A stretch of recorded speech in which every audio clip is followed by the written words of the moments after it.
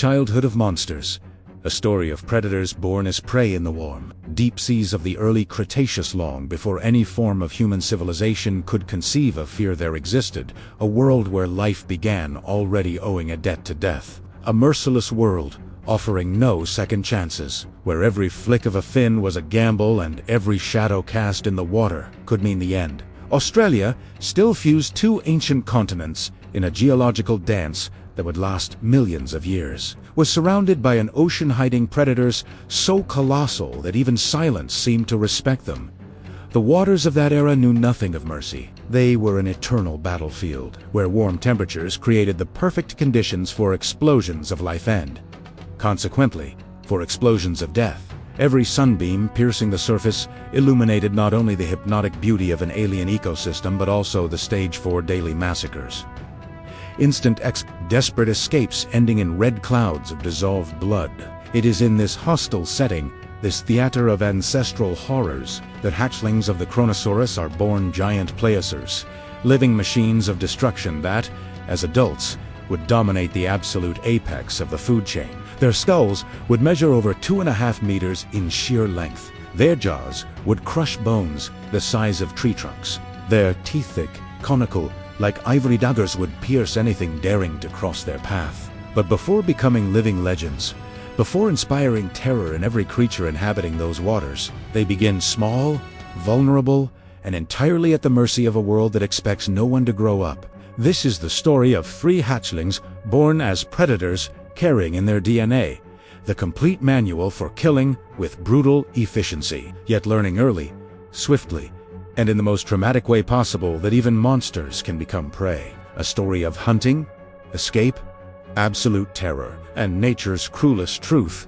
Survival is not guaranteed, not even for the deadliest. And if you enjoy intense, realistic, cinematic stories like this one, be sure to subscribe to the channel, hit like, and leave a comment, because here you enter a world where nature reveals its darkest, most unpredictable, most honest side. The 3 Kronosaurus hatchlings swim close together, their bodies still small, barely over a meter, and a half long compared to the 12-meter giants they might one day become, yet already perfectly molded for the hunt.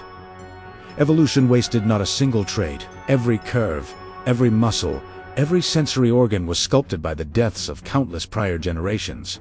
Their flippers move with mechanical precision. Their young but already dense muscles react too quickly for the human eye to follow. Their eyes strategically positioned forward, like those of any ambush. Predator capture every surrounding movement with unsettling clarity.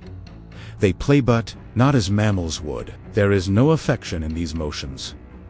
No joy as we understand it. Every mock bite, every simulated lunge, every controlled collision is rehearsal for killing. It is involuntary, military training, genetic programming in execution. They spin in tight circles, testing maneuverability limits. They bump gently, gauging the resilience of their still-developing bodies. They compete for imaginary chunks of non-existent prey, opening their jaws to angles that, in coming years, will reveal teeth the size of human fingers.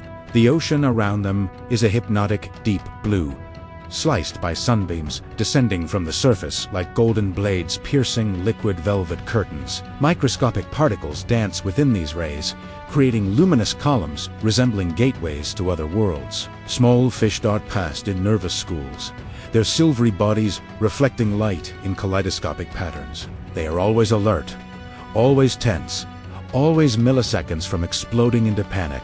Their entire lives are an endless sequence of frights and escapes. To the Kronosaurus hatchlings, this is a permanent invitation, a easy meal. Perfect training, a self-moving buffet of live flesh. The first to notice unusual movement is the smallest of the 3. Barely 1 meter 30 centimeters long, perhaps the result of premature hatching or less favorable genetics, but size does not diminish his perception. His body tilts slightly right, adjusting viewing angle. His eyes, still disproportionately large for his head, lock onto a group of larger, bony fish about the size of an open human hand swimming. Slowly, distracted perhaps by microscopic algae or floating eggs of some smaller species. They are favorite prey for young predators. Fatty, slow, Easy, complacent, he vibrates with silent excitement, a nearly imperceptible tremor running his spine from the base of his skull to the tip of his tail. An ancient reflex, a physical manifestation of what in mammals would be an adrenaline surge. The other two hatchlings follow his gaze almost instantly. They read each other's body language as we read words on a page. Within seconds, without sound, without obvious visual signature, three instinctively align in attack formation. There is no declared leader, no formal hierarchy, but there is absolute understanding, synchronization that would take humans years of training to achieve. They accelerate together like a single creature with three Water closes behind them in turbulent whirlpools as they surge forward like living projectiles, biological missiles, guided by millions of years of refined evolution. The fish realize too late. Always too late. The first sign of danger comes when water vibration shifts, when the normal current pattern fractures beneath something large, fast, and deliberately aimed. The school tries to react, but physics betrays them. Inertia shatters coordination. Panic fragments collective defense into individualistic chaos. The school shatters like glass exploding in slow motion. Young but already lethal jaws open, revealing conical teeth still growing. Jaws snap shut with force disproportionate to such small creatures. One fish is split in half with an audible crack even underwater. Its viscera bloom into a pink cloud. Another vanishes whole into a hatchling's mouth, swallowed in three convulsive throat movements. The third hatchling snatches two at once, jaws adjusting last second to accommodate both prey. Success is immediate. The sensation of power, however brief, however illusory, courses through their bodies like electricity. They are hunters. They were born for this. Every cell in their organisms was built for this singular purpose, to transform life into death, motion into stillness, other organisms into fuel for continued existence. But the ocean watches, always watching, while the hatchlings focus on prey, absorbed in the primitive ecstasy of a successful hunt. Something far larger moves, just beyond immediate sight. A shadow, not belonging to any body of that scale. A water displacement not from fish, not from natural currents, not from anything that should be there. A heavy, slow, deliberate, calculated pulse to rhythm of something that need not hurry because it knows, with absolute certainty, it will reach its goal. The predator does not strike immediately. There is no impulsivity in its behavior. It assesses, measures distances, calculates relative velocities, waits for the exact moment where energy expenditure will be minimal and success probability maximal. An adult mosasaur, approximately 8 meters long and weighing over a ton of muscle, bone, and ancestral hunger, has patrolled this territory for years. It knows every seasonal current, every rock formation, every coral reef, every possible escape route. It knows where light creates blind spots, where depth shifts abruptly, exactly where panicked prey tend to swim when terror approaches. And now it senses something even better than a school of fish, better than a distracted turtle, better than any ordinary meal. Hatchlings, young, inexperienced, arrogant, delicious. The attack begins not with explosive speed, but with oppressive presence. Water temperature shifts, pressure alters almost in ambient sound, the constant background noise. Every ocean produces changes subtly. It is as if the environment itself is holding its breath. The nearest hatchling, the middle-sized one, feels it first. Something instinctive fires deep within its primitive but effective brain. An ancestral alarm requiring no conscious thought. A terror from places older than the species itself. It whips its body sharply, abandoning partially devoured prey. That is when it seized. The mosasaur's jaw opens at an anatomically impossible angle, revealing double rows of backward curving teeth evolved for one purpose only: to grip, tear, and never, ever let go. Each tooth is the size of a human finger. Dozens of them. The throat behind resembles a tunnel to hell. The size is disproportionate. Unfair.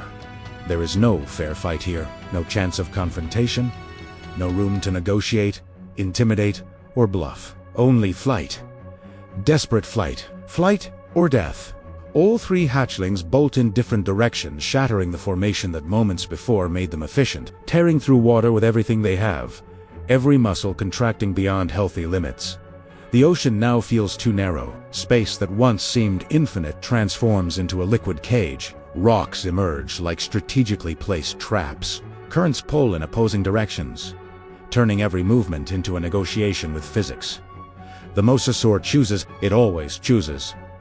Experienced predators do not chase everything. They select, and it selects the first hatchling, not the smallest, not the largest, but the one in the least favorable position, the one that made the mistake of swimming momentarily against the current. The predator accelerates. Its massive body seems to gain speed through turns.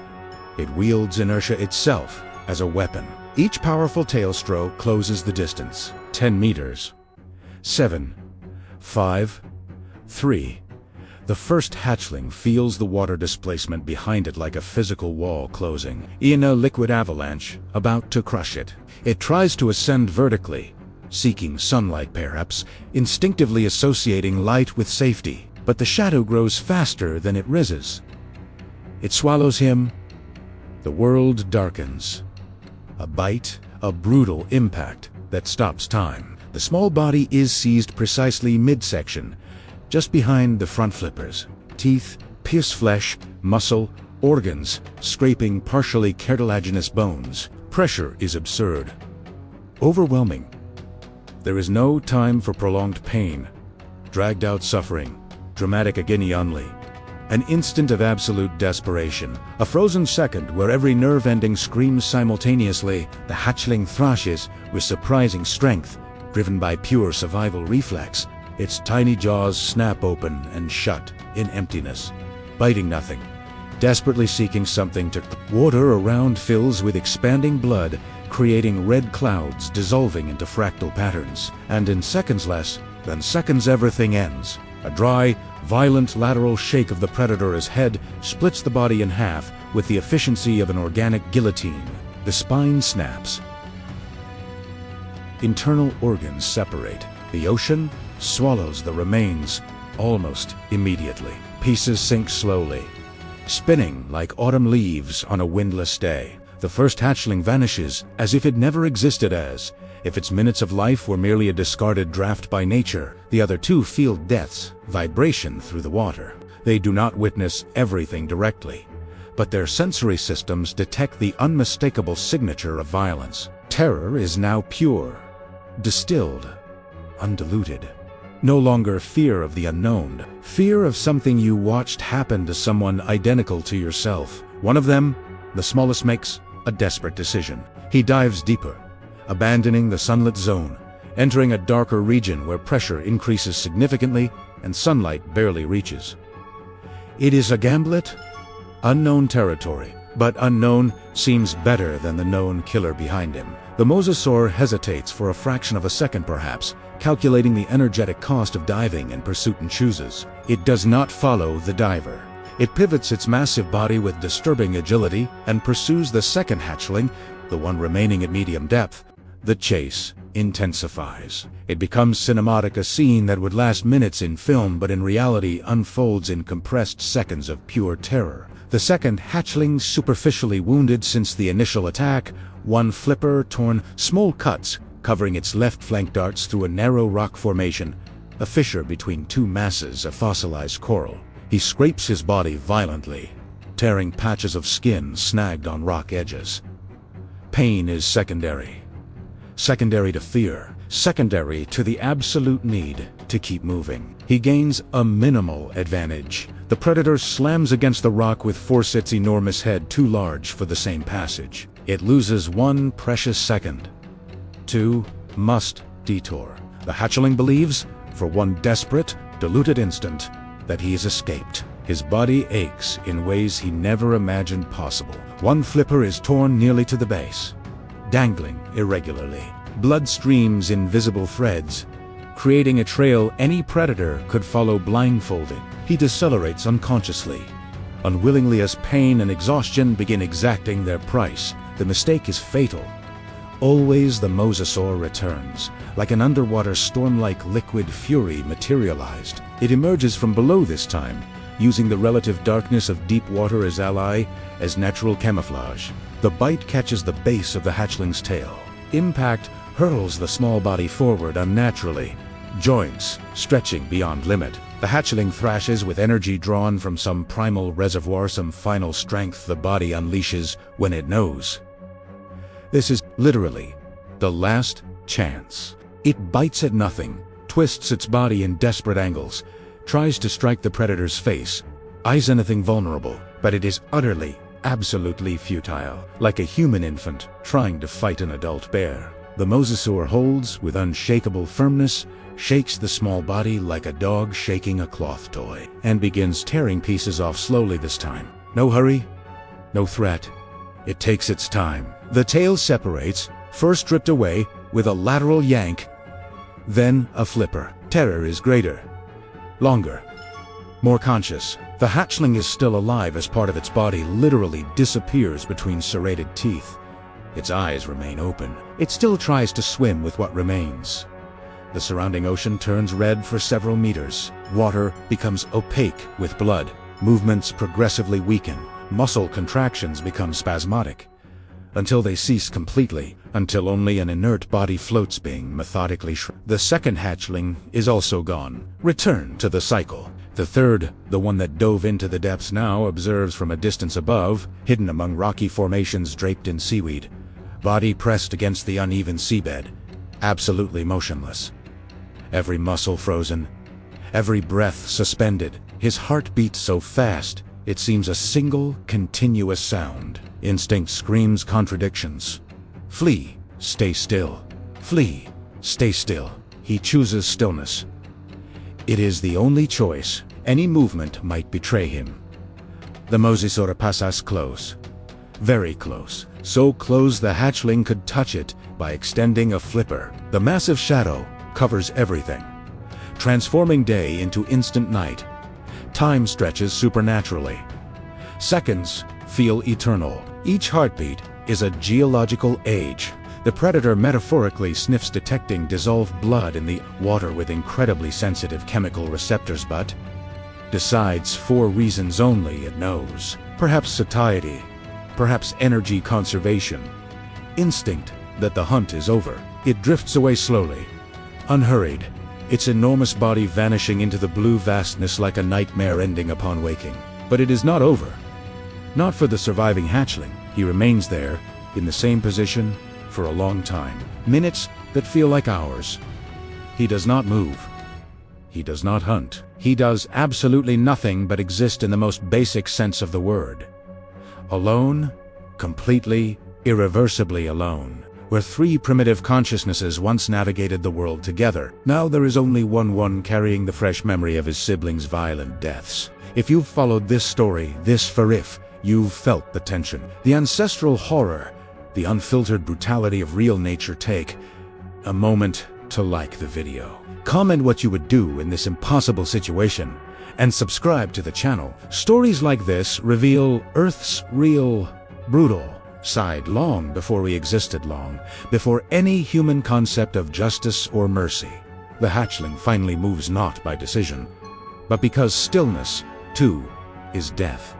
Hunger is death. Prolonged immobility is death. He swims away from that blood-and-traumart territory more cautious than any young predator should be. More silent, more paranoid, more alone. He carries invisible scars that will never fully heal. His behavior has permanently changed. Now, every noise is analyzed, every shadow scrutinized, every water movement interpreted as threat until proven otherwise. He has learned before evolutionarily appropriate time that predators are also prey, that the top of the food chain is a contextual illusion, that everything depends on size, timing, and luck.